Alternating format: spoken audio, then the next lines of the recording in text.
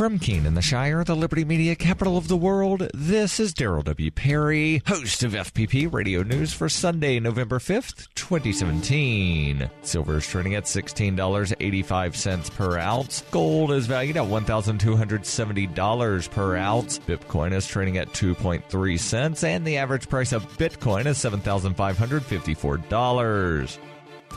Antiwar.com reports the ambush on October 4th along the Niger-Mali border left 4 U.S. Special Forces killed and revealed to the U.S. public and Congress for the first time that some 1,000 U.S. troops were on the ground in Niger. After a month has passed, what else have we learned? Very little, as it turns out. Niger and the Pentagon continue to offer radically different versions of what happened on that day, as well as the circumstances in which the U.S. troops were left behind in the evacuation, something U.S. officials initially insisted could not have happened. Nigerian officials say this was an operational mission, but one in what was not considered enemy territory, intended to detain a suspected recruiter for the Islamic State. Pentagon officials say none of that happened, and there was absolutely no intention to kill or capture anybody. What the Pentagon is saying happened continues to vary day to day and sometimes hour to hour, but officials continue to insist that the investigation into the incident is ongoing and that a final version will be released in a few weeks. Until then, anything the Pentagon says happened seems to be a wild guess and subject to revision. U.S. officials are also saying the size of the deployment in Niger, which went from an unspecified number of U.S. trainers to 1,000 combat troops without anyone being informed, is likely to grow further. Whether we'll hear about that when it happens remains to be seen.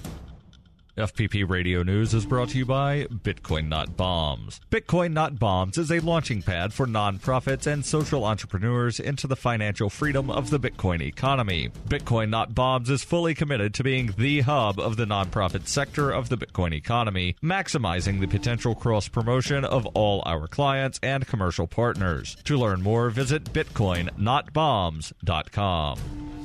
UPI reports Sears Holding has plans to close 63 more stores in late January, continuing their recent cost-cutting measures. The closings include 18 Sears and 45 Kmart stores, according to the company, in a release that listed the stores to shut their doors. The company notified employees of the closings on Thursday and plans to keep the stores open through the holidays, but liquidation could begin as early as next Thursday. The company said in a release, Sears Holdings continues its strategic assessment of the productivity of our Kmart and Sears store base and will continue to right-size our store footprint in number and size. In the process, as previously announced, we will continue to close some unprofitable stores as we transform our business model so that our physical store footprint and our digital capabilities match the need and preferences of our members. Sears Holding currently operates 1,250 Sears and Kmart locations. Earlier this year, Sears closed nearly 350 stores. In 2016, it reported an operating loss of $2.2 billion. Since 2011, Sears has lost more than $10.4 billion.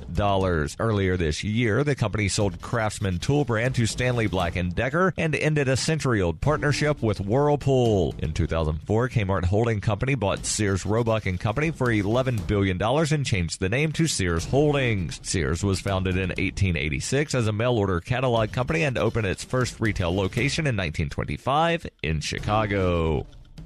For over 40 years, Roberts & Roberts Brokerage has been a trusted source for buying and selling precious metals like gold and silver. And as a Bitcoin-preferred business, Roberts & Roberts Brokerage has removed the minimum purchase amount for all orders paid in the digital currency. Call Roberts & Roberts Brokerage today for knowledgeable advice on buying and selling precious metals and a forward-thinking approach to new technologies. 800-874-9760 or visit online at rrbi.co.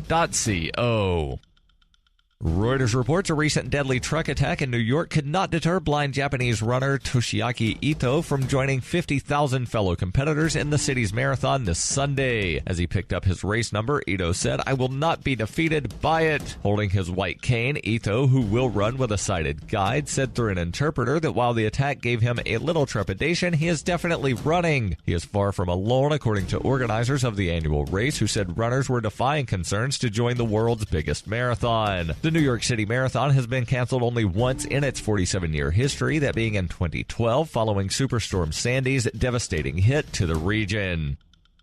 This has been FPP Radio News, online at fppradio.com.